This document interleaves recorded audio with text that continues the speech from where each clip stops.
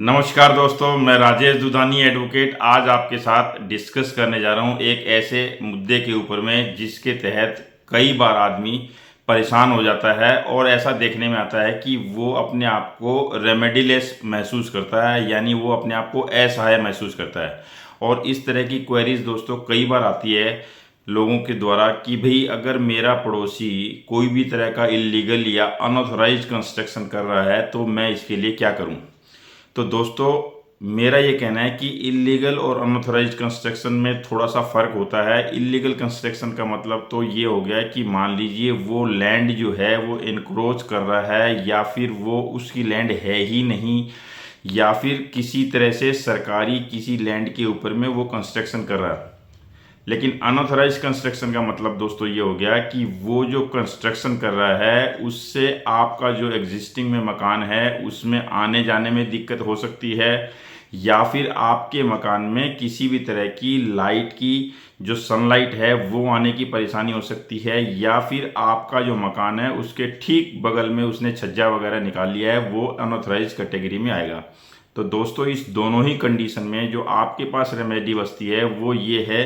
कि आप सबसे पहले तो एक कंप्लेंट जो है लिखित में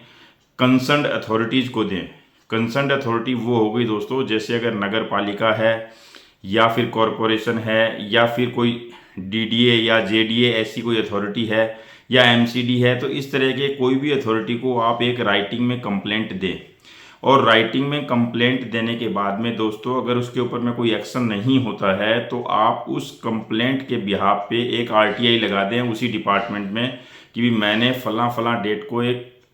कंप्लेंट दाखिल की थी और उस कंप्लेंट के ऊपर में अभी तक कोई एक्शन नहीं हुआ, जबकि मेरे पड़ोस में या कहीं पे भी जहाँ पर भी आपको इलीगल अथॉराइज कंस्ट्रक्शन के बारे में ऑब्जेक्शन है वहाँ कंटिन्यूसली स्टार्ट है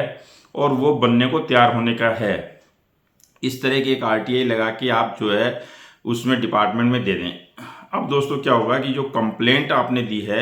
उस कंप्लेंट के बेस पे अगर कोई एक्शन नहीं हुआ है तो फिर जो आरटीआई गई है उस आरटीआई की बेस पे कंप्लेंट के ऊपर में एक्शन होने की संभावना हो जाती है। मान लीजिए अगर आरटीआई के बेस पे भी कोई संभावना नहीं बनती है तो आप इमीडिएटली कोर्ट का सहारा ले सकते हैं और स्पेसिफिक रिलीफ एक्ट का सेक्शन 38 के तहत आप इंजंक्शन का सूट दायर कर सकते हैं। और इंजंक्शन का जो सूट दायर करेंगे आप उस सूट में जो है 39(1)(2) की एप्लीकेशन ज़रूर दाखिल करें ताकि वो आप इमीडिएटली उस कंस्ट्रक्शन के ऊपर में जो है आप स्टे ले सकें। क्योंकि मान लीजिए आपने सिंपल अगर इंजंक्शन डाल दिया और उसमें अगर आपको स्टे नहीं मिला तो वो जब तक कोर्ट की प्रोसीडिंग कंप्लीट होगी तब तक तो वो कंस्ट्रक्शन बन के तैयार हो जाएगा। तो इसलिए इमीडिएटली आप 39(1)(2) की एप्लीकेशन लगाएं और उस एप्लीकेशन के ऊपर में कोशिश ये करें कि वहाँ पे आपको स्टे मिल जाए। तो दोस्तों इस तरह से आप कंप्लेंट दाखिल करें, देन आरटीआई दाखिल करें, उसके बाद में जो है आप सिविल सूट इमीडिएटली दाखिल करें ताकि वो कंस्ट्रक्शन रुक जाए। अब दोस्तों ये तो हो गई सिविल रेमेडी। अब आपके पास में जो एक रेमेडी है वो है क्रिमिनल रेमेडी। अब क्रिमिनल रेमेडी के लिए आप क्या कर सकते हैं कि आप एक कंप्लेंट जो है पुलिस में दे सकते हैं और पुलिस के एसएचओ के साथ साथ उच्च अधिकारी एसीपी डीसीपी या एसपी डीएसपी को भी आप जो है ये कंप्लेंट की कॉपी दे दें।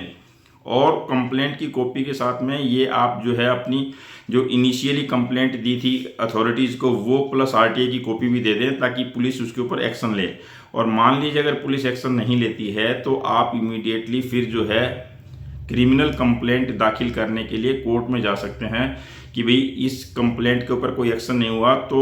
आप जो है इसमें एफआईआर दर्ज करें। तो ये कंसर्न जो है जुडिशियल मजिस्ट्रेट फर्स्ट क्लास के पास में एप्लीकेशन दायर कर सकते हैं कि भाई ये मेरी कंप्लेंट है, यहाँ पे पुलिस एक्शन नहीं ले रही है और इसके ऊपर में जो है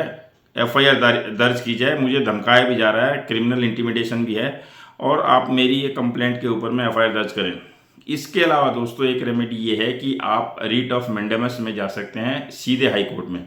अगर आपकी ये नीचे सारी अथॉरिटीज़ और सारी डिपार्टमेंट्स नहीं सुन रहे हैं तो आपके पास में जो एक रेमेडीज बचती है लास्ट में वो ये है कि ऑनरेबल हाई कोर्ट का दरवाज़ा खटखटा सकते हैं रिट में और रिट ऑफ मैंडेमस डाल सकते हैं। वहाँ पे जो है आपको रिलीफ मिल सकती है। हाई कोर्ट सारे डिपार्टमेंट को बुला के रिपोर्ट ले सकती है और इमीडिएटली कार्रवाई हो सकती है। तो दोस्तों ये इलीगल और अनऑथराइज कंस्ट्रक्शन अगर आपके आसपास कहीं हो रहा है जिससे आप डिस्टर्ब हो रहे हैं उसके ऊपर में आप कैसे कार्रवाई करें और कैसे प्रोसीडिंग्स करें, इस विषय के ऊपर में एक छोटा सा वीडियो अगर आपको अच्छा लगा हो तो इसे लाइक, शेयर और सब्सक्राइब करना बिल्कुल ना भूलें और साथ में बेल आइकन को भी प्रेस कर दें ताकि मेरा नया वीडियो आप तक सबसे पहले पहुंचे। नमस्कार, धन्यवाद।